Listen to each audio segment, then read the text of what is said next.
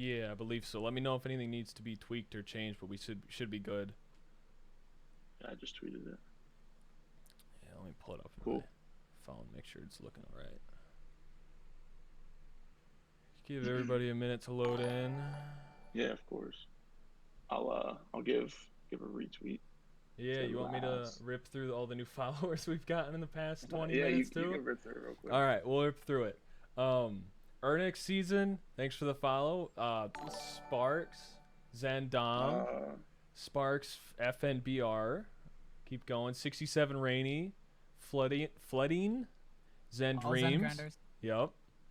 Nuri, Xavier, Sick by Birth. Thank you all for the follow. And we've got Smock74. Thank you as well. all right, cool. Yeah, I'm gonna give him a retweet real quick just to get that going. But yeah, so we'll jump right into it. So today we have a very special guest. We have the owner of Xen. We have Jordan, aka Laz. He's 22 years old from the University of Tampa, and then he transferred to a business school in New York City. He actually graduates tomorrow, so got to give him the pogs and chat for that. Really, really awesome. He graduates with a degree in finance and a communication minor. So just briefly about Xen, he started it 2 years ago, May 19th, 2019. They're one of the top 20 orgs in Fortnite and all across. He's a man of the people. He's given back to the community about 15,000 in 2020, and it's only going to keep growing from there. So we just want to introduce Jordan, aka Laz. So nice to meet you. I appreciate it. Thank you for the warm introduction. Of course, gotta hype up the guys. So first things first. How'd you get into esports? What really made you want to get into this side of things? I know you mentioned before off stream that you're an entrepreneur. What made you settle for not settle, but what made you hone in on esports? So it goes back to it. I've always been involved in gaming. Like I feel like almost everyone is. Like as a kid, you game. Whether it was Wii, Nintendo, BO2 days, and I actually going way back. When I was 13, I started my own. You could call it a clan, I guess. And we grew. We actually played with like some known, Synergy maybe. You're Yep. still Yeah, around. Yep. Or B. We used to trick shot with my team, and like I was 13 running a clan. It's just not possible, really. Yep. yeah, But I've always had the passion for it. It shows, and like I got my YouTube to like 3,000 subscribers back then, which was pretty big. I felt like in yeah, 2013, it was definitely like newer YouTube. Um, and I ended up basically stopping. I went to high school. It wasn't like gaming wasn't like as much for me. I started going out more, whatever. Um, and then as college came, I've always been an entrepreneur. I have a list, like you said before, of like 50 inventions on my phone. Like I was thinking of like Uber type of ideas, like all these things. And like when you really go into that, it's like, where do I start? It's just such a bigger picture, right? I didn't know who would code the app, who would make it. And I was like, I could start a team kind of. Actually, before I started a team, I started a page called Fortnite.clips. I still own it on Instagram. It has like 40,000 followers. And we basically reposted people's page, kind of grew it. A lot of some of the bigger guys now today were like asking me to repost them, I remember. And I used that to leverage myself to, a big following. Then I networked with someone else who had like 300K, and I was like, we're going to start a team together. And just from there, we blew up the first week. I mean, we were at like 10,000 followers on Instagram, focused more on Instagram. Um, Everyone was talking about us. We were literally everywhere. And then, our videos just kept blowing up. We were averaging 20, 30,000 views a video on Instagram, every video. Our following was going quick. And, that started the team basically. And then as it continued to go, the guy I was working with was just beyond immature. I was like, yo, we have to like, split ways. This was in like the first 3 months of the team, to say the last. And, I kind of continued running this team, really putting my passion into it. And then, it is where it is today. I mean, yeah. we focused on Instagram and used that to leverage my Twitter and YouTube, and now, everything's changed since we started. It was more of like clan, a team to org, you could say. Mhm. Do you still own that Instagram, or did you turn that into the Zen Nah, Instagram? it's a separate Instagram. I still own it. Oh, It's there you called go. it's called Fortnite.clips. It has like 30,000 give or take. I haven't used it. You could see the dates like in years. Um, Yeah. I mean, I bought the OG name to get it, so like that's basically what Oh, leveraged me. nice. It's Fortnite clips with a period in between. So Okay. I had it when I mean, Fortnite was hot. People would go to Instagram and type Fortnite clips and like have it Yeah. come up. So it really like boosted us, and I own that still. I have the page, the domain, everything, but I don't use it. I would sell it. Yeah, no, for sure. I mean, 30,000 followers, you can probably get a good chunk of change. I don't know what that goes for, but I'm sure it's something decent. But so kind of going off that, so did you want to become a pro player first, or No. were you trying to So create content? so Or I was always in the what was your like idea at the start, I guess? Like, were you trying to like, did you always want to become the clan leader, or was it always like, you know, like, did I want to be one of the players or content creator, you know? So I've always been like, I guess, a leader type to say. Like I've always taken charge, initiative, whatever, and I've Mhm. always wanted to run stuff. Regarding comp, I knew I just wasn't good enough. I did enjoy Fortnite. I was into it. I was playing all those. Like I tried playing World Cups on my Xbox back in the day, right? And people weren't as much people on PC. Yeah, But I was just dog. Like I was terrible, to say the least, yeah, right? And yeah, stuff. um, content, I guess I wasn't really doing either. I streamed a little. Um, but I just kind of liked being on the business side, handling stuff, on something Right. I enjoy. So like I Mhm. like gaming and then I like business, so it just kind of went hand in hand. And Yeah. I've literally been single-handedly running my organization since I started. Mhm. About 3-4 months back, I started, getting some people on board. I got an Instagram manager, I got a production manager, um, I have a TikTok manager. We're on trial, a talent scout on trial right now. So like I'm building up my positions. But Yeah. from 2019 to 2020, my first year and a half, I single-handedly did everything from top to bottom: scouting, recruiting, That's well, same awesome. stuff, but content production. Everything on the team does, I was handling Mhm. myself. That's definitely tough to do, man. I don't know. I don't know how you were accomplishing that solo, but a couple people in the chat were saying that you're good at comp. I don't know. Might have to see you play sometime, but so I don't know. We'll have to see about that. Yeah. Um, so with you being in esports, was this your first org? Like, was this your first and only? Because I know you mentioned, uh, like before you had like the clans and stuff like that. Like this is the first everything. You don't count those, Yeah, so like my clan doesn't really count. I mean, I had the idea, like I was pushing YouTube videos. Instagram wasn't even a thing back then. Like right? Instagram, I think might have just came out the Mhm. year like I was running that team. Like this is like 2013 days Right. probably. Okay, I Maybe got even maybe a little 2012, whatever. But you. Mhm. um, I was running production. I was getting editors to do these montages and the stuff, FaZe Ilcams you were watching. That's Yeah. what I used Oh to watch yeah. as a Oh kid. yeah. Um, Oh yeah. I used to watch that. Basically, we try to mimic that kind of style of montages, There looking you up go. to them. And I was just literally a kid, not like it's just so different the way you think. And Yeah. verse 13 verse 22, it's night and day. Yeah. Of So course. Yeah. um, so now like I would consider this my first organization. Cool. Um, I've been offered, certain positions, some really big positions even, but I'm full sending my brand. I trust it. Hey, I Yeah. have a vision. So Yeah. believe in yourself first and foremost, no doubt. yeah. Absolutely. So it's a question that I like asking guys more on the younger end, just because the older guys didn't have this experience. So when you were still coming up playing Black Ops 2 and trick shotting, that type of stuff, who were like the go-to people to watch for you? Because for me back in the day, there weren't as many, especially when Twitch and YouTube was new. And so I was one of the classic Optic fanboys when I was 13, 14, because they were the only ones streaming and posting that much content. But for you, were there any guys that you loved watching like all the time in their chat all the time, that type of thing? Yeah, definitely.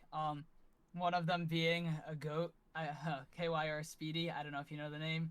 Yep. Um, him and his squad, his crew of like 7 guys running ninja diffuses. I remember watching those. Those were like the best when Oh I was a yeah. kid. And then also another guy, or I should say team, I guess, was FaZe, right? Yep. Anytime they dropped ill cams or anything, me and my squad literally, yo, FaZe ill cams is out. And I remember my setup, yo.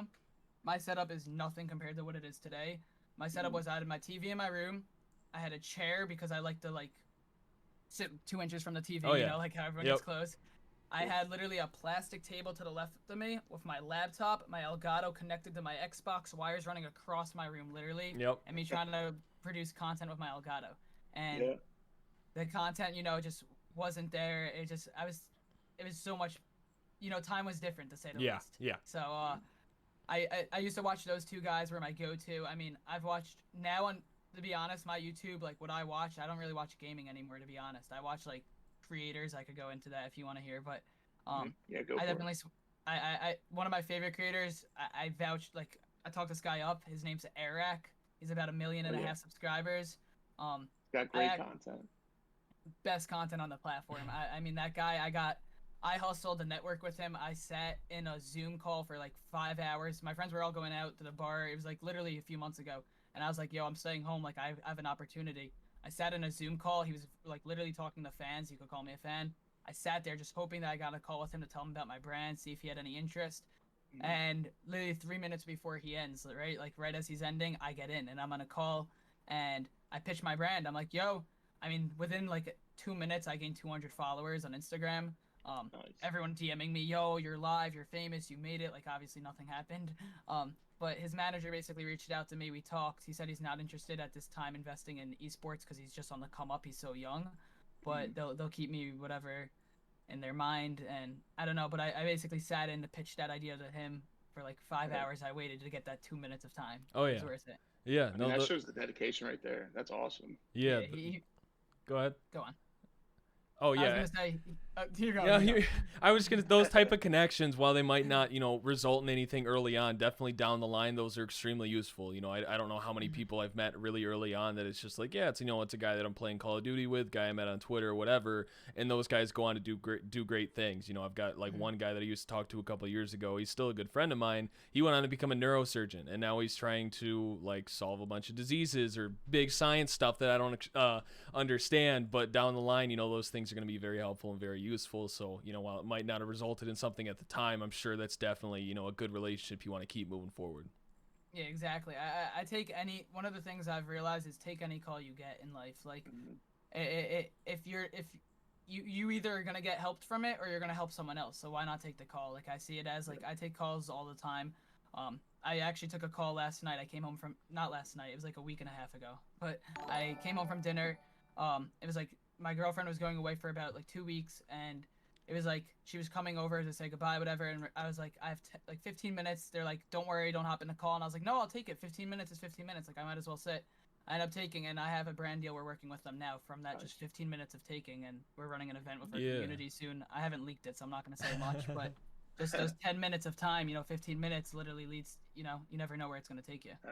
That's awesome. I mean, I can definitely agree with that. I won't go much about me, but I work for the Jets right now, and like same kind of thing. Like, I jumped in on that, and then just like meeting people and doing all that, like networking is big, and people don't realize that. We talked about this last week about like burning bridges and stuff like that. Like, if you burn a bridge, you don't know how much that can affect you. What if you need to talk to that person in 5 years? Stuff like that. It's just so crazy how like things like that work. So, yeah, it's awesome. So I just want to touch on that. And just it's a great point to add just for anyone in any job, not even just esports, just in general, you know what I mean? So that's awesome. Yeah, no, you couldn't have said that any better. A lot of the younger generation, I feel like, or some kids don't realize. I see people burning bridges and stuff, and I'm like, dude, someone wants to be toxic, just take it and call it a day, because you'll remember that. But if you do something back, it may hurt you in the long run, Yep. So just connections and networking is literally what you need in it's the real world. It's everything for sure. Yeah, so kind of just jumping into Fortnite. So you kind of attacked Fortnite with Xen. So would you say, as the owner, you said you were doing this single-handedly for a while, about a year and a half. Would you say it was tough for you to recruit, like with both EU and NA?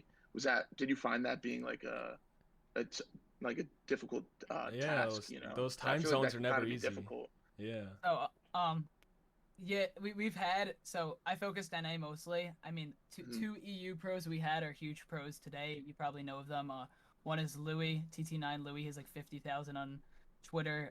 He's what's it called? He's like a top 100 pro, and then Diablo, another top 100 pro. He's on like Aloft, I think, or something.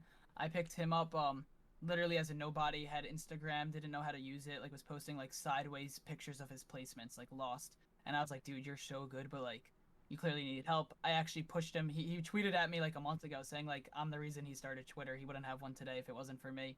Nice. So those were two people I found that were, underrated at the time. Louis was kind of bigger when I got him, but Diablo, literally nobody. Now he's ranked on the top 100 on EU Pros power ranking. So like, he's gotten far, but we were mostly at NA to say the least. I have EU content creators. I have a bunch on my team, but regarding pros, we always stayed in North America mostly. Yeah. It's just easier. Yeah, no, it makes sense just because that's your region and stuff like that. Mhm. It can definitely be difficult to scout that. We actually have someone ask a question in the chat. What are your plans to pick up big content creators and streamers? Do you have any plans in the works, or how do you go about? I guess that's actually a good question, just about recruiting. What's your like process? What do you look into and stuff like that? You know? Uh-huh. So there's two types of things we scout. So there's like grinders within people in our community, and then there's people outside our community. So the people in the community, when you're showing interest in my brand, you're showing dedication, you're showing that you want it. That's something I love because you're supporting basically my brand, right? Something I started. So I see it whenever I see a grinder. If you're grinding for months, I'm favoring you. I'm rooting for you. You know, you may be like, say this is our standard. If you're just here or something, we'll help you go to here, right? So that's like the grinders and people within our community. And then people with outside our community, you know, sometimes I'll reach out to creators, I'll see that they're killing it. There's a few things. One is consistency. I mean, consistency is one of the biggest things. If you're posting once a week, you're not going to make it realistically, or you may, but it's going to be way, you know, not in your favor. It's so much harder compared to someone that posts 3-4 times, right, a week. Just the numbers are so different. And someone that really wants it, you know, showing quality content, you know, there's so many things that go into it, but like there's there you know there's so many different factors between socials, consistency, growth, content quality that we look into regarding, you know, content creators and whether or not we're going to recruit someone. Yeah. No, No, I mean, absolutely. That's a good. yeah. It very much. Like for you, those guys that are grinding nonstop. Like, what would you recommend for them to stand out from the rest of the competition? Because a lot of people kind of have the same method where if they're playing, they just want to grind nonstop. They might post some montages of their great good clips, or if they're making content, you know, they'll post a lot of content. But what do you recommend they do to really set apart from the rest of the grinders out there that can give them that extra leg up? Be different. Biggest thing I tell people all the time. If there's 10 people doing the same thing, you're just going to look at as the same. But if you're being different, you're going to look at as different, and people may like it or they may not, but at least you're standing out from the group and not fitting in with the other 10. So that's the biggest thing I say. A lot of people like highlights now. They're like grabbing their clips, getting a song, and then throwing it in. But it's just simple clips that everyone else is getting. What makes you different? You're not going to make it realistically doing that. And if you do, like, congrats. It's just so much harder, right? But if your clips are crazy, like no one else could do, you're gonna blow up. People are gonna be like, "What the heck is that?" Right? Or if you're making different type of content that's funny or unique, so just be different. A lot of people try to follow a path, and I say create your own path. Best way to put it. There you go. Put that on some posters right there. We'll get that hanging up. We'll get that Xen Laz going. Very inspirational quotes right there. Now, but back to the esports side of things. So you've been about 2 years now. Did you go to the World Cup? Was that the first event that you went to? Were you able to go in New York? Because you go to school there, so I didn't know. Uh-huh. So I live in New York. I actually was on vacation. I live in Oh, Long Island, but I go out to the Hamptons a lot in the summer. If Mhm. you know where that is, it's like the end of Long Yeah. Island. And I was there for the week. I ended up missing it, but I don't even. The World Cup started figure the same time my brand started, so I had like Okay. under 10,000. I wasn't really known, no, but you know, it like Mhm. our community was small. It had to be within the first like I think around week 3 is when Xen started of World Cup, to give you an idea. So it was in the middle already, but I didn't end up going to the big event. Or I didn't even go to DreamHack or TwitchCon. You know, we were still like I would say under 5-6 months at the time, and Mhm. then Corona hit. But so I have never gone to technically an event yet, right? So I'm Right. excited to go to our first one or whenever it comes back because I definitely want to meet a lot of people. I know a lot of people want to meet us. Um, Yeah. so I definitely want to go to an event, but I have not gone to one yet. Mhm. Yeah, I went. I actually was able to go to the World Cup, and it was super awesome and electric. So whenever they come Amazing. back, hopefully we can meet and in person. So it's gonna be awesome. It just, I mean, kind of going off that too. We talked about connections. Like when those come back, that's just gonna be great for everyone in Mm-hmm. esports. You know, just everyone's brand and whatever you got going on. Finally putting faces to Discord images. You know what I mean? Stuff like Mm-hmm, that. mm-hmm. So Yeah, it's just gonna be thrilling. So, those events are so much networking, and then besides that, something I want to mhm. do is, most of my players on my team want to go out to these events as well, right? So we want to rent a Right. house for a weekend, you know. Um, Nice. besides that, capitalize on the content, you know, oh yeah. execute there, have a good time, meet some people, and overall it'd be a great weekend. So I'm excited for the next LAN, definitely. Yeah, hopefully it's the COD started up soon in Texas. They have already. I don't know if you saw that clip. They got pretty heated there already, but Really? it was pretty funny. Yeah. Yeah. So what do you think? So Zen crushing it, right? Mhm. What do you think separates you from orgs right now? Like, because you're top 20. What do you think really just is separating you from like what made you blow up? What made you go to that next level? You know what I mean? So what in your opinion, I guess, So, is uh-huh. yeah. I basically, so there's two things you focus on, and then I'll explain the whole process. So there's competitive and content, right? So you're either competitive where you're focused on just placing, being a top 100 pro. That's the most, all our pros are basically ranked in the top 100, maybe top 200 power rankings. Mm, So it's either you're basically consistently placing, we check the charts, or your content. You're crushing it, whether you're streaming, YouTube, whatever you're doing, right? You're crushing it. And those are the two segments we looked in. But what made us stand out is I feel like we did things differently. For example, you didn't see any team ever run a $5,000 event, right? At our time when we ran our first $5,000 event, we had Tfue, Clicks, Booga playing in it, streaming it, all of their titles saying Xen Tournament, averaging 40,000 a person. With them three alone had 120,000 viewers, right? Saying mhm, Xen Tournament, sponsored by us. We had Aussie Antics, the Fortnite caster, casting our events. We did that. We capitalized on that. That really started to leverage us on Twitter because we blew up on Instagram already. Instagram, what we did was post consistently the most unique, crazy clips, like our when we were first doing it back in the day, and our views were 20, 30, 40,000. I mean, I had a video that had 500,000 views on Instagram. So we were, crazy. yeah, we were posting like crazy, and the footage that we chose were just literally single raw clips that were just like crazy at the time. You wouldn't see someone do like a triple edit course on a kid like in a game. Like we're Mhm, just different there. So that gave us our Instagram leverage, and then what our Twitter started was 2020, January 1st of 2020. I was at 600 followers, 666 to be exact. I remember. there you go. And um, by the end of the year, we closed around 18, 20,000, right? This year, not 20,000, like 18, 17,000, somewhere around. And Mhm, Twitter, we basically what we did different is we kept finding, I guess, niches that were different. You know, we kind of ran this editing community. We have a really talented editors and like probably one of the best editing rosters out there. So we had our content was different, unique, quality content. I mean, our team YouTube pushes a video every 3 days at worst. So I've been grinding for the last year and a half, probably over 100 YouTube posts now, right?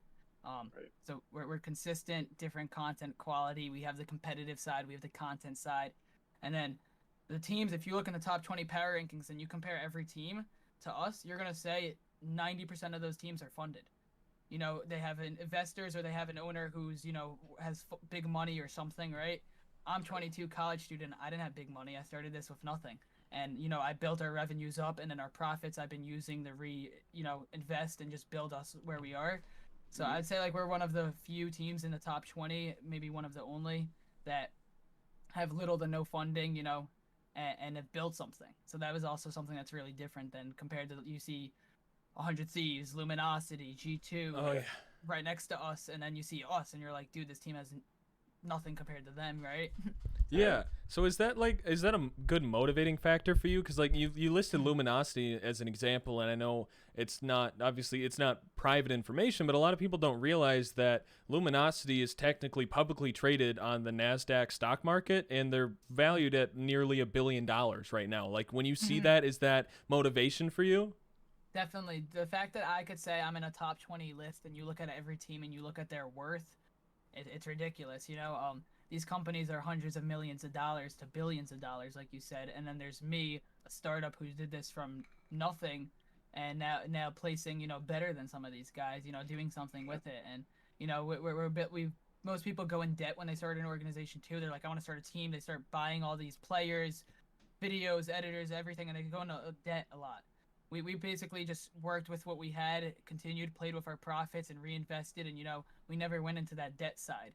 And that's something that's cool as well, you know, to be up here with all these greats and, you know, doing something at such a lower level, I would say, right? Or lower Yeah. funding, At a lower Yeah. young level. age, you're just starting. You know, Yeah. you look at some of these orgs; they've been around for a while, and you look at yourself. 2 years is nothing. I mean, we can jump into like football. Like these teams have been around for like so long, hundreds of years, or not hundreds of years, literally just 100 years. But like, because NFL 100 was last year. Like, think about that. So esports is in the forefront of it, and and you really Xen and all these new orgs coming about, like you guys, it's great to see, you know, these new orgs popping up and just killing it, you know. So it's exciting to see in the forefront of everything. So It's yeah. also lots of it's just crazy to say the least. You know, being around all these greats. I like to say, you know, I looked up to FaZe. They're 10 years down the road. I used to watch them as a kid, as most people did. Or like Luminosity, another team 10 years down the road. Or like these teams have been around for a decade. The fact that we're 2 years, we're not even like a quarter of the way there. We have Yeah. so much to come. It's just, you know, it's ridiculous to think about. We literally hit 2 years, 7 days. So a week from today was our 2-year anniversary, Wow. the 19th. So we're There you literally go. just hit 2 years. Yeah. No, that's The future's impressive. exciting. Yeah, so with that growth, I've been dying to ask, like, how did you balance school with Xen at the same time? Because for me, I just graduated about 6 months ago now, and once I hit the last year, I didn't care about my grades, so I was just shooting for the bare minimum. But even then, I was swamped with work all the time. How did you manage to balance Xen with work or with school? And, you know, as you said, your grades are good. You didn't just throw them out the window. How were you able to keep that balance while not going, you know, insane as a lot of, you know, college kids do? They get stressed out, they get worked up super easily. What was your, you know, key to being able to do that? I hate to say this, but Corona hurt some people. It helped me, dude. It gave me my commute to school. I used to spend an hour and a half to get to school and an hour and a half back. So I Oh, travel 3 hours, and 3 hours being down the drain. I couldn't do stuff. I'm traveling, yeah, right? So I wasn't able to work every day. That's 15 hours a week, right? And that's 60 hours a month. Garbage, nothing, just yeah, sitting there like. And Corona gave me that time. I get an extra 3 hours a day. That's 3 hours I didn't have. I look at it like that, right? I actually have been finishing on Dean's List almost every semester. My grades have been like straight A's, so I have been crushing it. But like a big part of that is like Corona. You know, that time gave me an extra so much more time a day. That I wake up, I'm at my office, I'm doing my work, I got my schoolwork, my teamwork, everything. I'm here, right? I've no excuses. I see it as besides get it done. You know, so Corona I think actually helped me more because I had so much time and, you know, tools and everything at my hands that without wasting time. I would spend, besides a 3 hour commute. So I'm in Long Island. The train would be an hour, and then my walk would be 30 minutes. Penn Station to Baruch. It's like a 25-minute walk to be exact. And sometimes I'd Uber, but Ubers take longer in the city. You can walk faster than the car traffic yeah. in the mornings. Yeah. So I that was 3 hours. Now say I had to meet a teacher after class and I had to wait 30 minutes for that, Oh yeah. and then because of that 30 minutes I take the 20-minute walk and the train leaves like 2 minutes before. I used to run, dude. Like I've made it in 8 minutes, my fastest time, and I literally My threw, God. Oh like my felt like I was God. gonna throw up. Like I didn't, but like Getting those steps in. like literally like sprinting, like going through, like it used to be nuts, dude, like to make those times because I would Yeah. want to save, and if I missed it, now I'm stuck in Penn Station for 40 minutes waiting for the next train doing Oh yeah. nothing.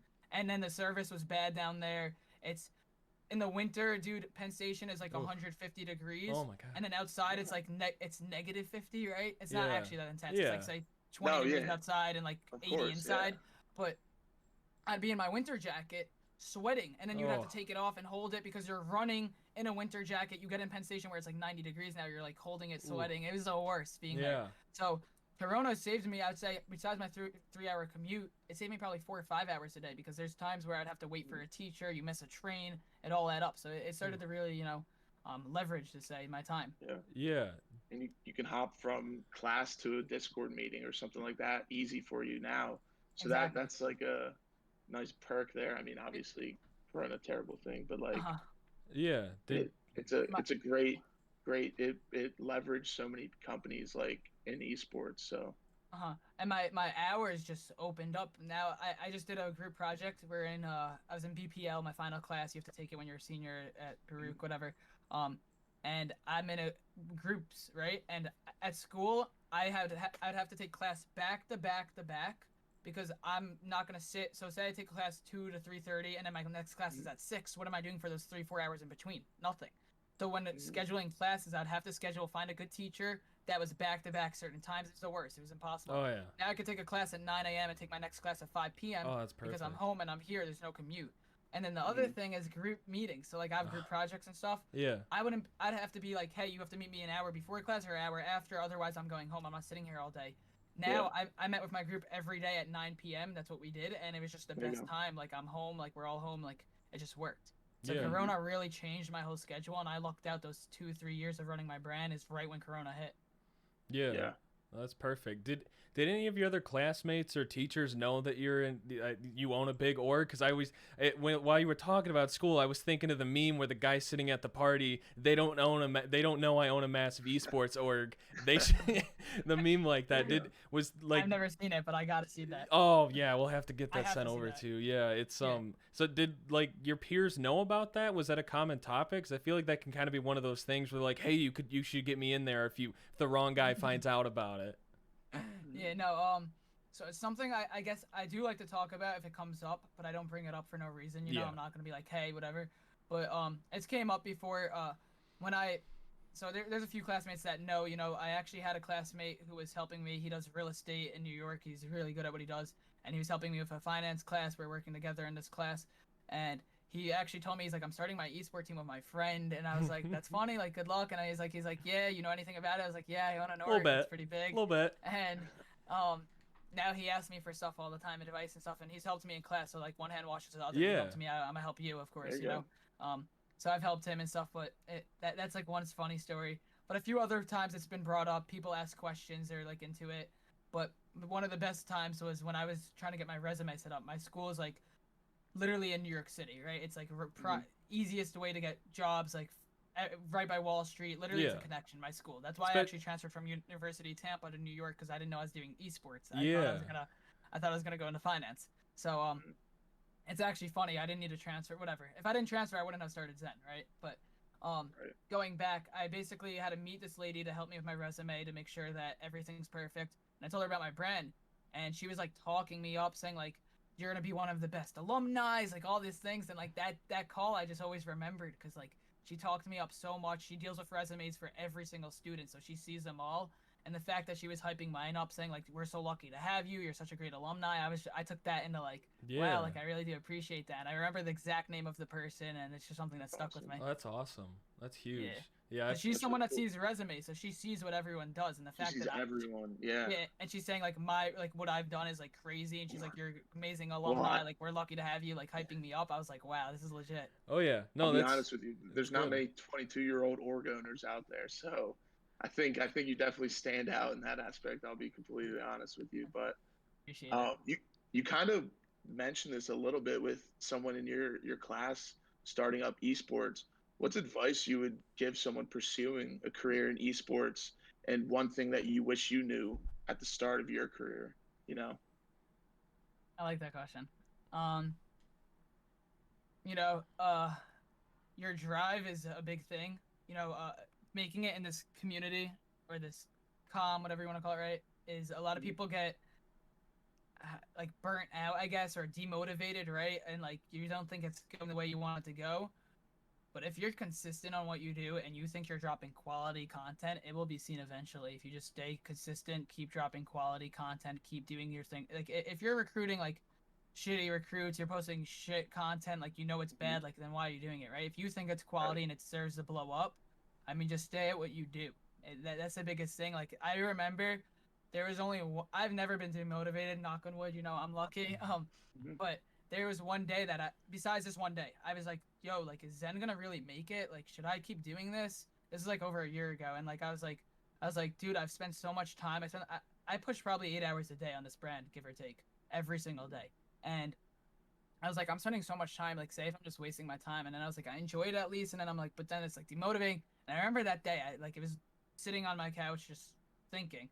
And I was like, screw it, like, nothing's gonna stop. Like, what do I lose? Nothing, right? Let's just keep going.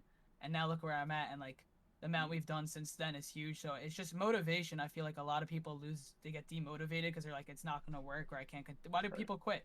They lose motivation, right? If you keep your motivation, I mean, and you think you're dropping quality and good content, and you're there, there's no reason you won't succeed. It's just a matter of time. It takes time for people to blow up, right? It doesn't happen overnight. Exactly. So, drive is the biggest factor, I'd say. Yeah. So, and then also, I was just gonna say the second thing. What's one piece of advice that you wish you knew to start at the beginning? Like, what's one thing that yourself now could tell yourself in 2019? use all platforms. And use all platforms. I stuck on Instagram. And I wasted a year. I mean, I'm not ever gonna say I wasted, but I was only on Instagram for a while building that, and then I leveraged my other socials with it. But why didn't I just grow all my socials together and leverage each other, right? I wasted time just growing that to leverage. That's one of the things I realized. I wish I started, YouTube, Twitter earlier. I could have been a year ahead of myself on those socials, rather than it being like 80, 27, 21 between our socials. It could have been like 80, 80, 80 or something, Yeah. So, and then another thing, biggest advice I'll give the people, use TikTok. TikTok is actually mind-boggling. The amount of creators I see go from a nobody to a somebody literally overnight.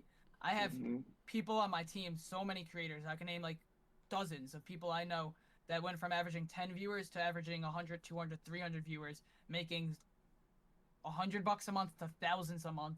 I mean, and don't just grow your TikTok. Use TikTok as a leverage platform. Grow a TikTok with an incentive to follow your other socials. So like show a little teaser and then be like the rest of it's on your YouTube and then bring them over. I had a kid I had a player on my team, grinded YouTube for 6 years. He literally the first 5, 4 years, whatever it was, he's averaging 200, 300 views, just whatever. Starts doing TikTok, starts blowing up. His videos for like 2-3 weeks were pulling 10, 13,000, 15,000 from 200. Just because a TikTok blew up and it leveraged all of his other videos. And TikTok, I've seen it change so many people's lives. I'm actually slacking up by the team page, not using a TikTok. I just got a manager. The manager made a mistake. He changed the name. I'm delayed 30 days now. Ooh. Oh no. A story for another time, but basically, I'm stuck 30 days without TikTok. But when that time comes, I mean, we're pushing 3 videos a day every single day. You're gonna see over 80 posts a month on our TikTok. Like we're going full send on that. Yeah. So I'm slacking by not using the TikTok on the team page, but I push all my creators to use TikTok. Yeah. Yeah. No, it's definitely super powerful. It's not necessarily the best for monetizing, making money off of it, but it's really, really good for diverting that audience to another platform that, like YouTube, Twitch, you can make a good bit more money off those because it's easier to sell the ads or brands or sponsors, whatever it may be. But kind of along those lines, what drew you to the business side of esports? Because that's like I'm one of those guys that loves business, and esports is great for it because it's kind of 24/7, and there's not that barrier to entry of you need a law degree or you need this degree or you need to know this guy or have this type of experience. You can just kind of get in, and your experience kind of determines what level you can get in. But there's not many people you meet that are really in it for the business. There's a lot of guys that I want to go pro, I want to play video games for a career. No, I love YouTube, I want to make content for a career. Not a lot of people love those like meetings you have with potential sponsors or meetings with picking up players. What drew you to that side of esports? Because it's not quite as popular as the mainstream. So I guess it's the fact that I love the gaming and I love the business, and they kind of go hand in hand, right? Business for esports. And it started with me like being involved in the gaming and all that, but I was always still, like I said, when I started Fortnite clips, that page or whatever, I was still doing like trying to think of inventions. I was messaging I remember there was this app where you could message like programmers who know how to program, and I was trying to get price estimates on this genius app I still have. I never ended up doing. And I was trying to figure all that, and it kind of like, I was like, why don't I run an esport team? Like, it's huge. And I started the business with that, you follow? And yeah, it kind of leveraged itself over time. It went up and up and up. I mean, and it's just something I enjoy doing it, having calls, having negotiations, holding your value. Like, it's just all on the business side. I mean, I used to wake up freshman, sophomore year of college. There was no one teaching stock markets for my classes yet. I had to wait till like junior, senior year, the upper class, to get into those classes. So I was like taking prereqs and all that, and I wanted to learn it. So I used to wake up every day early and literally invest in Robinhood, like change. I mean, not like big numbers, but like a couple hundred there. And I try to like invest and teach it myself and understand it. And like I was doing terrible, like not like money wise, but like just no regression. I wasn't learning. Yeah. So I that's where I always wanted to go, either stock market or real estate. And I kind of I've always been in a business, I guess, and I loved gaming, and I quit gaming all of high school, basically, to say the least, because like I just didn't have time between. I was a 3-season athlete. I played lacrosse, basketball, soccer. I went out with my friends. I just didn't have time to game. And Fortnite came out freshman year of college, and everyone after parties, after date, whatever happened, you're in the dorm, you're in the room, everyone's around. You win a game, everyone's going crazy, and so that's really brought my roots back to gaming. I started to get a little addicted, you know. Mm-hmm. There was nights also. I had a girlfriend at Penn State, so we're so far away. There was nights where like I wouldn't want to go out. I would just want to sit in a game or like hang or like say FaceTime my girlfriend, right? And Fortnite kind of like got me really back into gaming, to say the least. Like it really brought my whole like Black Ops 2 days from like 8th grade, 9th grade to, you know, right back into it. So I started gaming, and I was in the business at the time, and then hand in hand. Oh, that's perfect. Yeah. I had a very similar experience in college, like my freshman, sophomore year. It's like right when Fortnite came out, and it was one of those games like, oh, it's cool, but I think the biggest part was that it's one of the first games to have that cross-platform play. So it doesn't matter if you're PC, Xbox, or PS4, you can play it. I'd be sitting there coming back to my dorm from my class. I walk in, I've got 3 of my friends sitting at my setup playing Fortnite because we had like 2 monitors and a TV, and they're all going hard. And there's not many games that can do that. Like Call of Duty kind of used to be like that. Everybody's playing it, and now it's, you know, kind of coming back with Warzone a bit, but Fortnite was that thing. Like everybody, you know, if they like video games at all, they're playing Fortnite, and it doesn't matter what console they're on, you can play it with them. So it's really cool. There's also the hype around it. Like you winning a game was like, right on Snapchat, right on the story. I've never been so shaky in my life after winning a Fortnite game. It's so funny because it's so true. Like you're like shaking, you're like, or like my Snapchat stories, like you'll go back and you'll see like it's so a solid week of days of me posting every day on my back-to-back W's. Yeah, back-to-back wins, back-to-back. We're unstoppable. Or like those 5-kill games. Oh my gosh. Yeah, and you'd think like that's when Fortnite was in its prime because everyone was just, you know, at the same level. Now it's just like the game is so different. It gets me mad when I play because these kids are so I can't. That's that's what all my friends say. They're like, yeah, I try to fight, but next thing I know, they've got a tower and they're shooting me from. I can't see them and I'm dead. It's not as much fun, but I think that was really cool about that. But I know you're mentioning more like the stock market and real estate, kind of that trading aspect. Off that point, you guys recently partnered with Coin. I think that's super cool, and it really kind of covers both of those niches. What's like the coolest part about being partnered with a cryptocurrency? Because not a lot of orgs can say that they work with one of those. I just think crypto's part of the future. Whether you know about it, you don't, you like it, you don't, it's gonna be part of the future. I mean, the way it's going, right? I think it's pretty cool that we're working with one, to say the least. It's definitely, you know, it's different. It's definitely outside the usual, you know, sponsors. Like some people think you have to have G Fuel or Scuff because FaZe had them, and you have to have these, and you can't pave your own path. Like I said, be different and follow your own steps. And I definitely find it cool that we're working with a cryptocurrency, to say the least, right? It's just different. It's awesome. It's definitely on the come up. Jumping back to esports a little bit, what's one common myth about esports in general that just kind of rubs you the wrong way, that people think, like, say you're in class and you mention that you run an esports org, someone might view that as like, oh, like, what is that? Like, what's one common myth, like, you would tell someone, like, that's not true, like, this is the future, you know? You can't make a job in gaming. I've heard that so many times, dude. Like, that's the biggest myth in the world. Some of the richest guys out there are gamers, you know?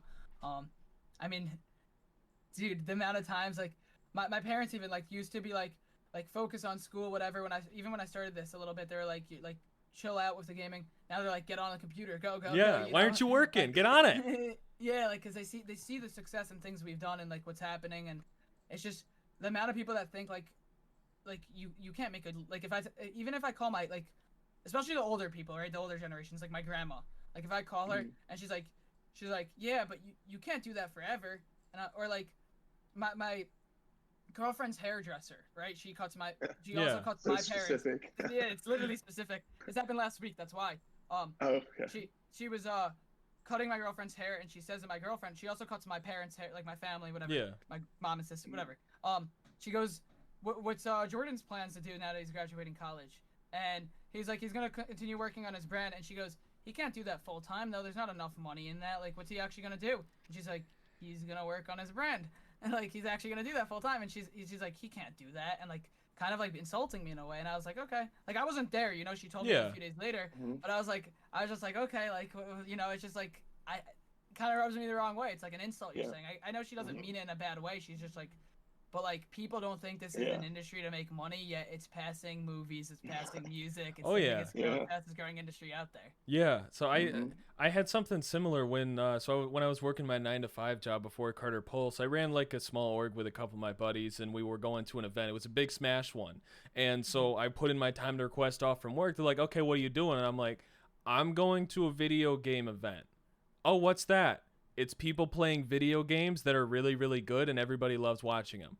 Oh, what are there going to be, like 30, 40 people? No, like 1,500, 2,000, and it's at the Kalahari Water Park.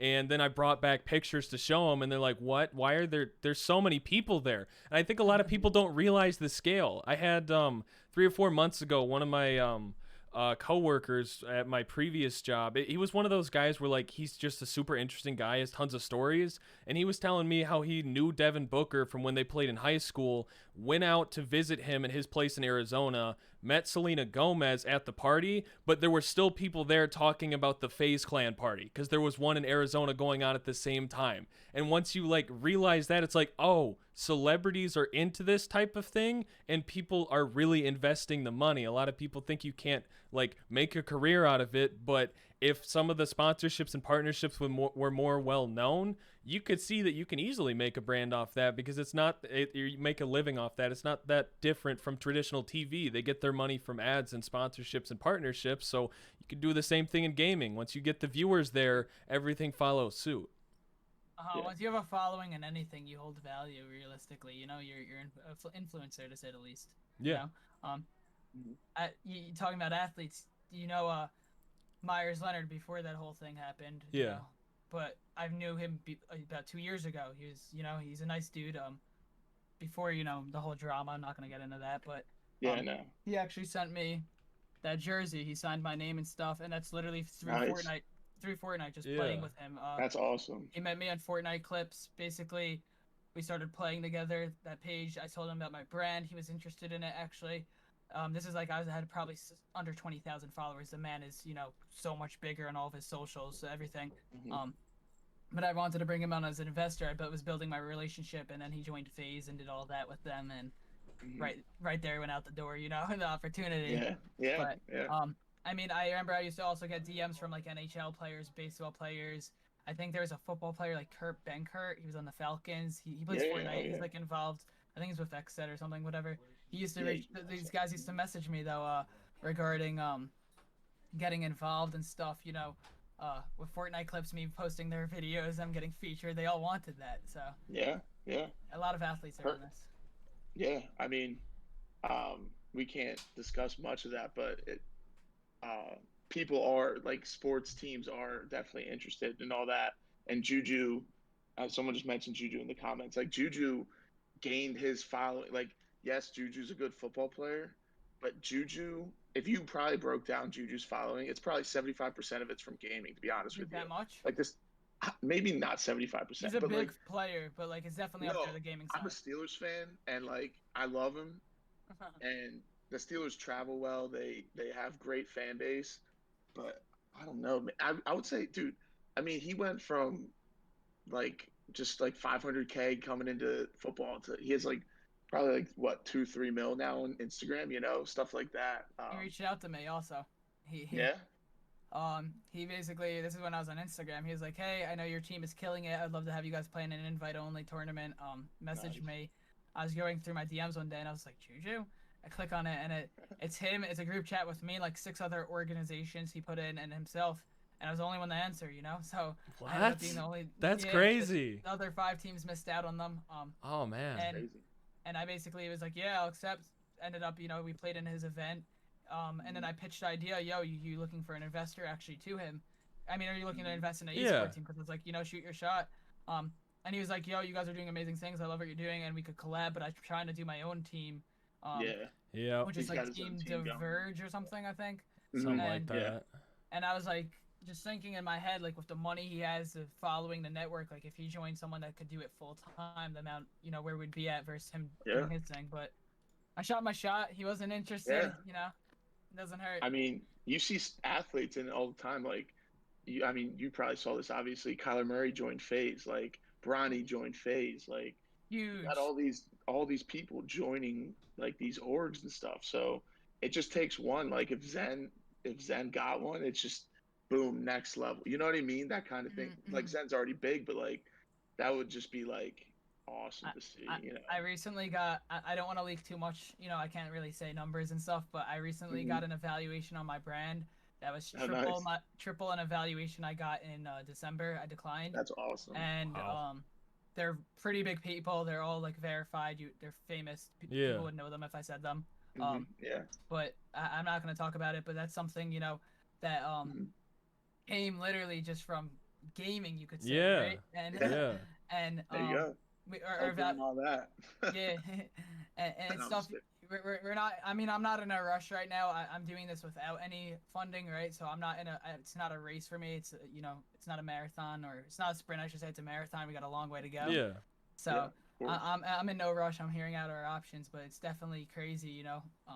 Some of the people and connections, and some of the people that want to get involved in this scene. To say the least. Yeah, it's coming from pretty much everywhere nowadays, and it's only a matter of time until it really blows up. A lot of people think like, oh, esports was on TV, that's cool, but that's not where esports belongs. Like, in my opinion, I think esports belongs on YouTube and Twitch and live streaming, so you don't have to pay for it. You don't have to have this package or this like cable provider. And a lot of people think that's when esports makes it, once it's on like ESPN all day. But ESPN tried esports, didn't work. We'll say it is cool. They I left. walked into a bar and saw Overwatch on ESPN. That was Yeah. cool to see. Yeah, it's cool and novel, but then once the ad pops up, you just pull up the Twitch stream because you don't want to watch the ad and you want to see the chat. I think it really brings that value towards it. But no, it's crazy how many people are really getting into the space, and there's a lot of money being thrown around, but it's more money that comes in, the more people really can do this full time and make it a career. So it really won't be long until it's more mainstream. So you don't get people second guessing you. Oh, you're going to a gaming event. What even is that? It's,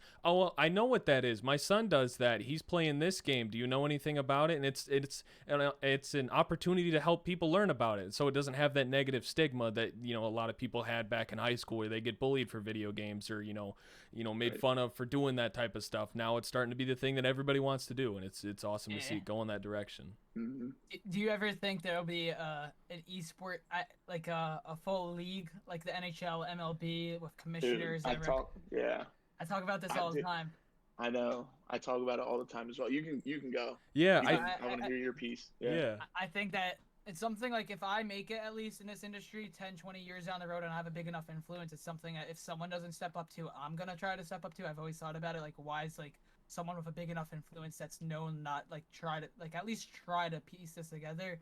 I mean, like, there's ESPN Esports, right? Or something, but they got to make a whole league, I feel like. Yeah. Like, I don't know how they want to do it. I don't know if it's going to be like different leagues on different games, I guess, because there's so many games. It's not like NBA is basketball and then NFL is football, where there's Overwatch, Fortnite, Valorant. So I don't know if it'd be one league or if there's like multiple leagues in a league. I don't know, but there has to be something where there's so many organizations out there. Once you hit a certain threshold, you become a legitimate team in the league. Like, I don't know how it works, but there got to be some commission. There has to be a whole league. I feel like so the amount of money's there used to be something like that. It was called CGS, Championship Gaming Series, and this happened in early 2000s. So I was literally like probably 5 or 6 when it was going on, but it was on TV at the time, and I think Comcast owned the league. And it was interesting how they did it, because it was very much like TV oriented. Like, they had racing games, and I think FIFA was in it as well, but it was kind of like each brand would have teams in 5 different games.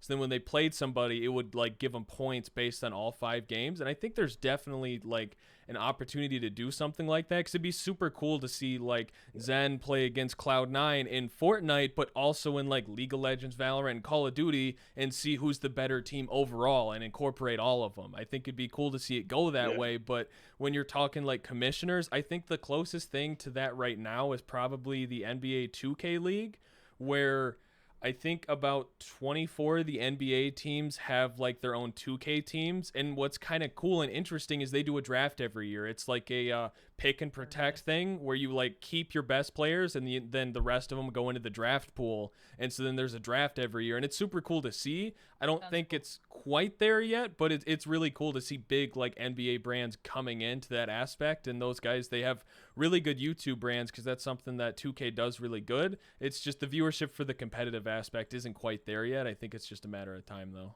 Does CLG have a 2K team? No, they don't. They certainly should, but they're owned by Madison Square Garden, who owns. That's why I asked. Yeah, so I think they own the Knicks, if I'm not incorrect. The Knicks and the Rangers. Yeah. At least they both play there. And I think the Knicks are one of the few NBA teams that don't have one, which is kind of odd. But what's interesting is, you know, the org Gen G, right? Mm-hmm. Yeah, so they partnered with some Chinese companies to expand the 2K League to China I think it's like the Shanghai Gen G or something like that, and they're the only non-NBA team to be in the 2K League, but it helps them expand to that Chinese audience because like over in Asia, they love basketball. I've talked to many exchange students when I was in high school and in college, and for them, like NBA is where it's at.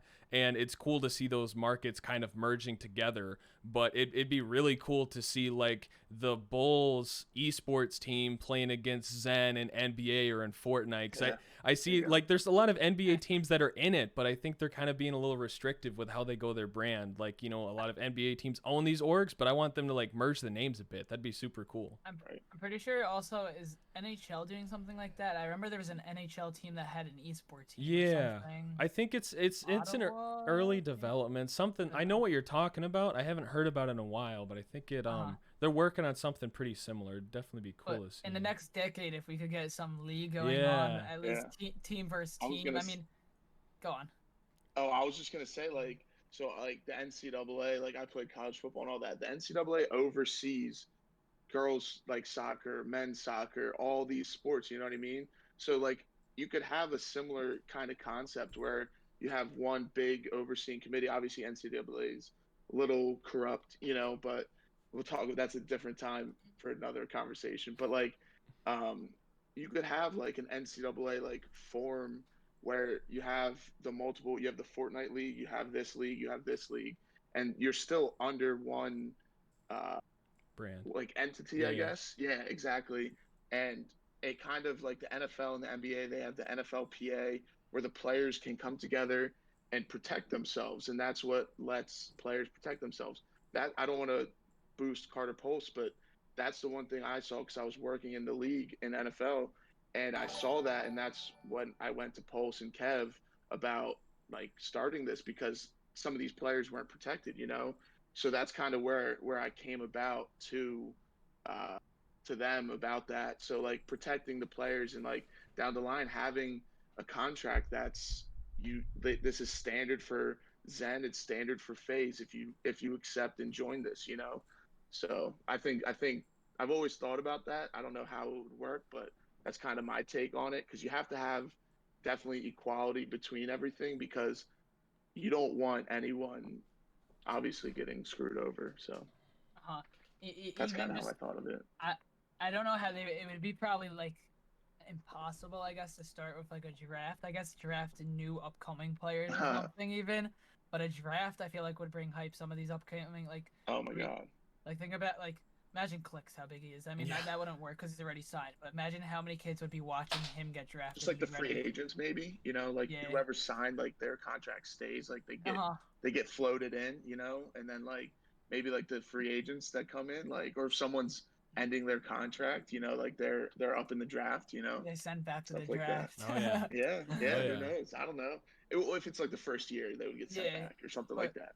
But the whole idea, the concept, eventually I feel like it'll happen. It's just a matter of time. But it definitely seems like it's a money-making system. Yeah. So back to you in Xen. Is there anything like super cool coming up that you can talk about? Like something that people should keep an eye on? I know you're talking like you're in some conversations of some high-level business meetings. Obviously, we can't talk about those, but anything cool that people should be looking out for? I saw some people talking about additional sponsorships or players you might be looking at. It obviously can't go too in depth, but what should the people be keeping an eye out for? So I guess I'll give a little leaks. Great. First time I'm announcing it, I think, to the public. We have a $10,000 tournament we're gonna be running. Ooh. Coming next month in so sometime in the next 30 days you'll see it. 20 days, 10 days, June. that's coming. We also are working on an editing contest. Editing contests usually have prize pools of like 200, 300. I think we're gonna triple that. Do like $1,000 plus editing contest. Oh my gosh, that's awesome. $10,000 tournament. There you go. Some big sponsors, half cash, half products. We're thinking. We're still figuring it all out. That's stuff I could leak that I haven't leaked. There's also I would just say the most I'm gonna say is probably new. Ooh. That's all I'll say with that. Yeah. There we go. A whole new collections, maybe spring, summer, fall, winter. Ooh, getting seasonal. Absolutely. So, what are the chances we get you to model everything? We want a calendar of Laz. When's the holiday calendar coming out? No, but a lot of big things are going on, and these are just, you know, some things that I can say. There's even a lot of things that I can't say, you know. But starting basically this year is a year in my head. I figured 2019. I started mid-year, right, May. So I figured those 6 months was like getting yourself started. 2020 was building a name for myself, and 2021 was blow up. That was like my idea, like how I'm gonna transition. Whether, you know, 2022 even near. But I have a bunch of things in the works. We've also, you know, been talking to you guys, working with the team. So a lot of exciting things, you know, to say the least. Yeah. So as we wrap this up, you just mentioned everything, future of Xen. We like to ask people when they come on the podcast, what does esports mean to you? What makes you want to wake up and do this every day? It's a tough one. Yeah, that one got me bad last week. Yeah, I was starting to tear up a bit because it's a big question. What does it mean to me? I see gaming. Yeah. So what I want to do is, dude, it's fun as hell, dude. But what does it mean? I guess I see Xen, besides having fun and seeing it as friends, they're also family, to say the least. I mean, like, if I go to my Xen Discord, if I even look at it right now, there's 7 kids in the call right now hanging out, all members. I mean, like, it's not just like, hey, you're on the team and you don't know each other and you're doing your thing, which you can do. Don't feel like you have to talk to us.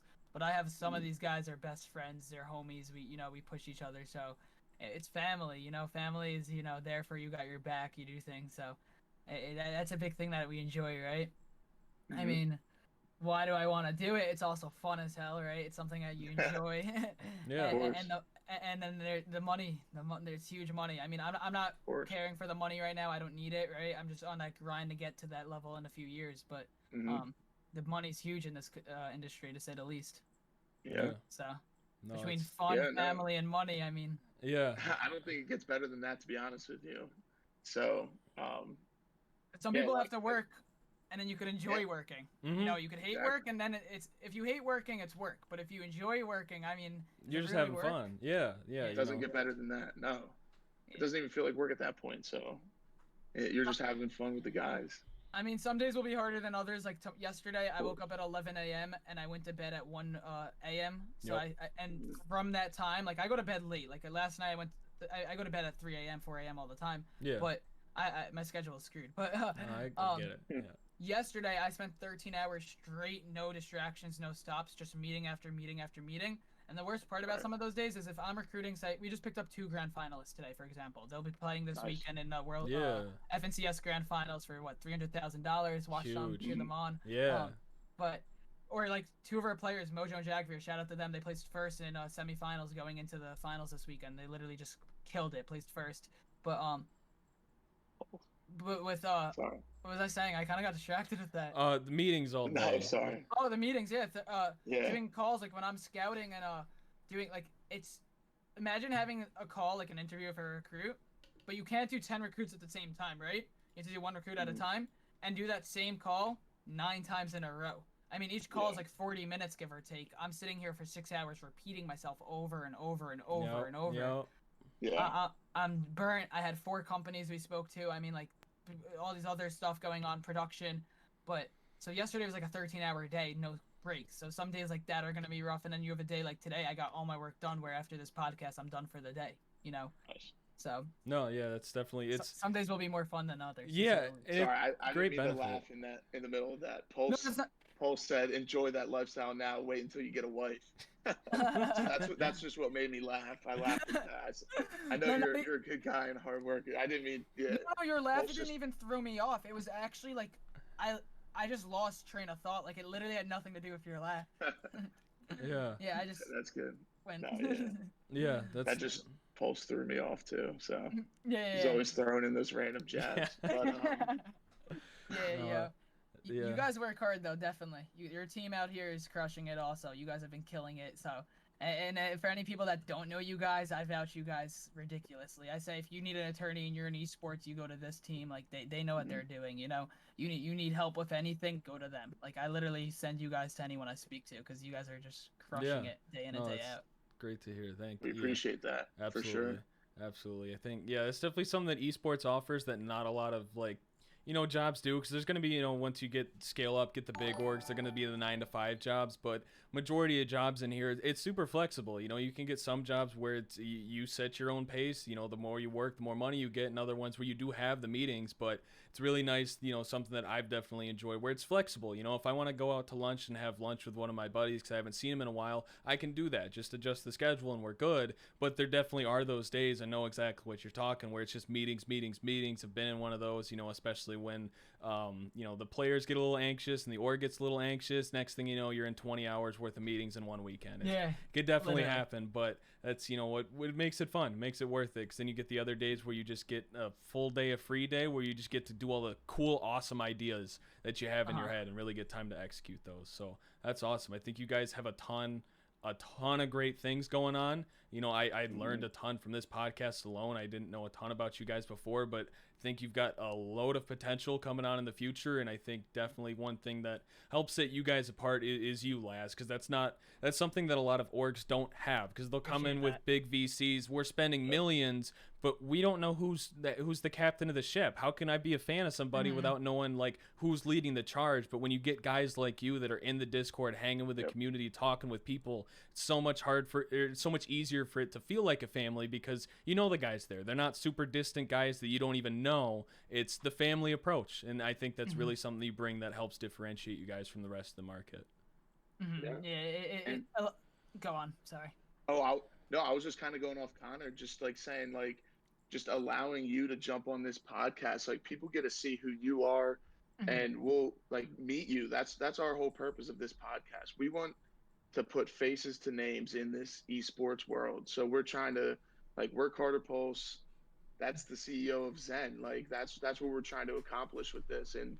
And hopefully, I mean, we're off to a good start. You've been an amazing guest. So, sorry, you can keep going. No, I was literally just gonna say I appreciate you guys. Thank you for the nice words. Bringing me on as a guest. It's an honor to be here. I appreciate you guys. And I just appreciate everything you guys have said. It's nice to hear. Yeah, we're definitely gonna have to have you back on once those big things get ironed out and we can talk about them more in bigger detail. I'm sure people are gonna love hearing more about those. Yeah, it's definitely exciting. The future is definitely bright, to say the least, and it's a matter of time. And the one thing is, it's gonna happen. It's just a matter of when, right? I'm not rushing. Grabbing a VC, like you said. So many of these guys have big money and are ready to drop it, but they don't have like you said, a person who besides understanding it, also coordinate it. There's just so much that goes more into it, in depth. And our team, like I spend at minimum 8 hours a day on my computer every day, just being with my team, my brand. Whether I sit in the court, if I'm working, I'll sit on there and like just if they want to talk to me, or like I'll sometimes go on deafen if I really need to concentrate, But I'm there every day. They're there. Everyone's networking. I mean, I'll go in the court alone if no one's there, just because I feel like you need that first person to hop in, And once I hop in within minutes, like literally this morning, I hopped in alone. I actually went on def and I went upstairs. I come back down. There's 5 people sitting in the court with me. Like, just having that connection, building everyone, the relationship, it holds more value even in the long run, right? Yeah. Hey, so I know you mentioned before you might start a podcast. If you don't start that, you got to come on the CarterPulse podcast and release. Whenever you're ready to drop something big, let us know. You gotta drop it on the CarterPulse. Welcome here anytime. You gotta give us first bid. If you don't start your podcast. I appreciate you guys. Yeah, no, a podcast is definitely in my mind. I don't know how soon I'm gonna start because I'm doing so much right now. It's like time killing. Right. And it's just another thing to add to the list. But I love hustling. I love putting in the, doing that stuff. So, there are a few things like the $10,000 tournament next month. That's pretty big, I'd say. I haven't seen I don't think I've seen, besides Intel ran one with Chronic or something like that for 15,000. I don't think anyone has surpassed an event, at that level. So it's gonna definitely be big there. Yeah. The editing contest I haven't. Do you know who? Oh my God, there's an artist. I can't think of his name. James something Walker something. I can't think of it. He basically, I thought we were running the biggest editing contest because the biggest one I've seen so far, I think one team did 1,000 a while back, and then besides that, they're all like $100, $200, $300. Apparently, there's this guy right now, something Walker. He reached out to my players and my team to do like a $6,000 editing contest right now or something. Yeah, that's happening. You know what I'm talking about or no? No. I don't think so, but it sounds super interesting. Yeah, I don't know, but besides that, we have our 1,000 coming next month, and then the merch and all of that, the whole idea, the concept behind it is exciting. I can't really. Yeah. I mean, someone just mentioned this in chat. Like, I haven't seen like a smaller org. Not that you're small, but like you don't see those crazy orgs like FaZe putting up $10,000 for tournaments. Like the fact that you're able to do that is awesome for the community, and it's just super awesome, and it's just amazing to see, honestly. The worst part about these though, I gotta say, is some of these pros have a huge ego. I'll be like, hey, you want to play in a $5,000 tournament? Like, I think I'm doing something nice. Yeah. And they'll be like, 5,000, that's it. And I'll be like, that's it, bro. Dude, you could have just said no. I'll be like, first of all, dude, it's crazy to me. Or like, I don't want to say names to be, I'm not gonna point any directions.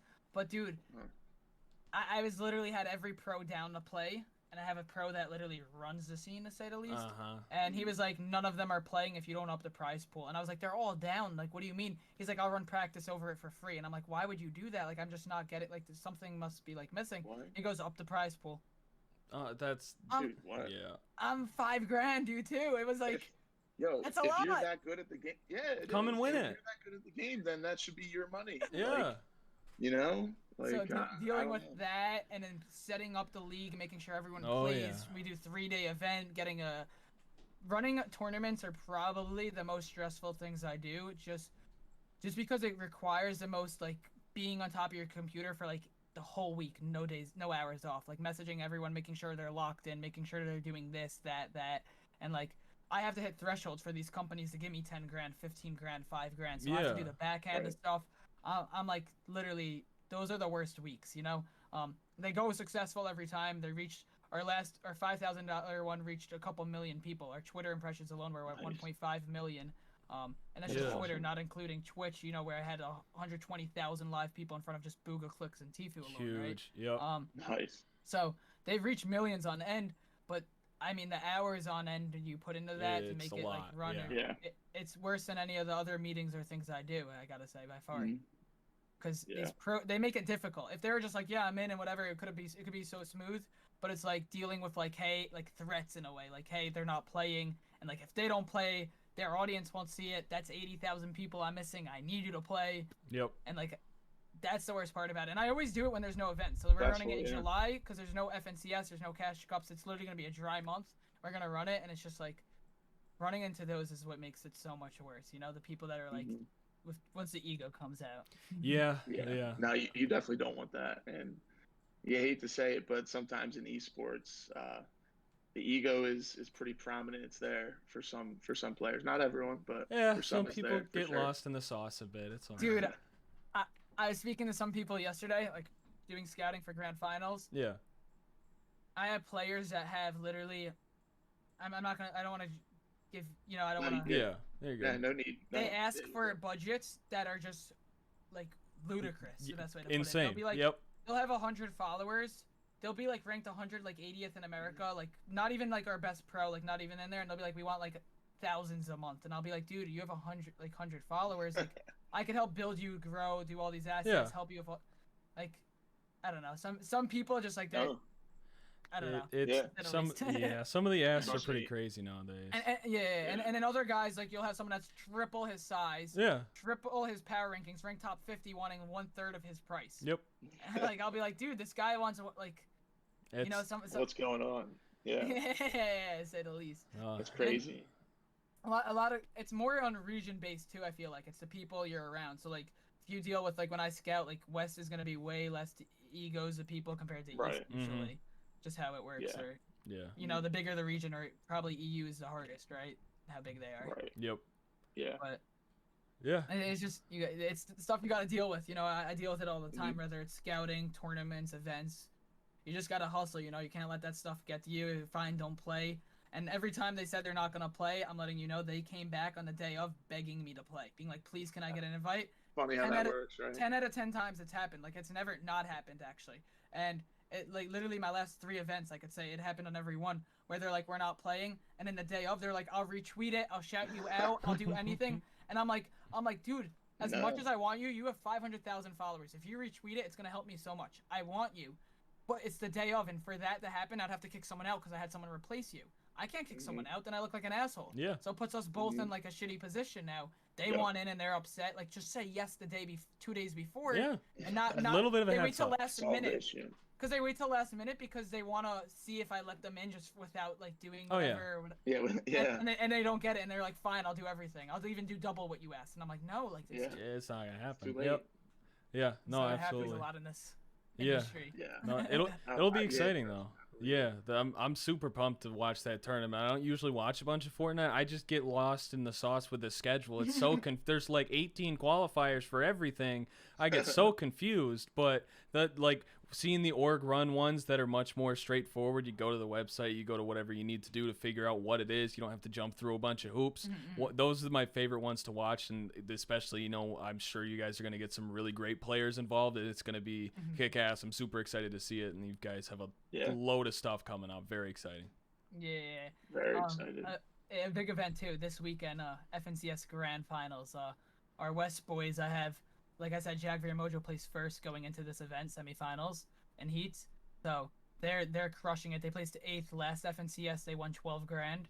Nice. So that, I mean, this time I'm assuming they're going top 5. They're gonna pull out 20K plus. I'm hoping for. Oh, that's and then huge.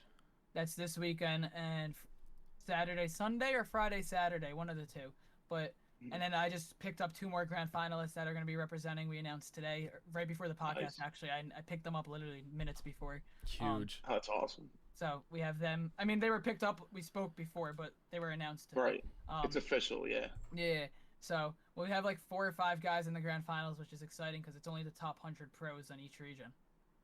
So we'll see Wow.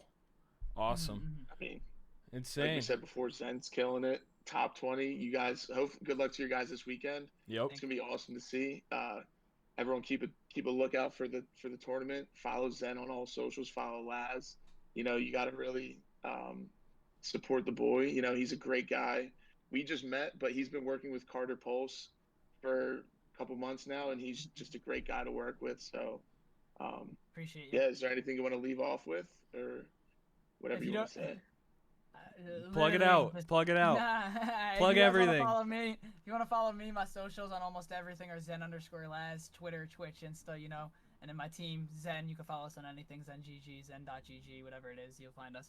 But shout out to the CarterPulse. That's actually what I was going to say before you said plug it. I was literally going to go, shout out to CarterPulse, literally the best group of people out there. Whether you need, you know, attorney, you need your contract negotiated, you need something, you need help with a brand deal, sponsorship, you go to these guys. These guys will literally take care of everything, and they're just the best out there, no question. Awesome. Much We appreciated. appreciate that. Yeah, absolutely. Much love. Thank you guys for having me today. I appreciate it. Yeah, absolutely. Thanks for hopping on. We owe you one for sure. Yeah, definitely a last minute thing. It turned out really well. Thanks for showing up, everybody. It was a great podcast. Be sure to keep an eye out if you missed any portions or want to go back and rewatch it. It'll be up on YouTube, socials pretty soon here. Plenty of clips on TikTok and all those. And then we should be back next week, Wednesday, around the same time with new guests. We'll be sure to announce that next week. I actually want to mention before we hop off, I don't want to promote next week, but we do have the American Heart Association on next week, so it's going to be a donation stream, and we don't know the details yet, but it's going to be awesome. So we hope you guys can tune in for that. So Yeah, absolutely. We'll That's keep. pretty much it. Thanks, everyone. Thank Peace you. out. Yeah, absolutely.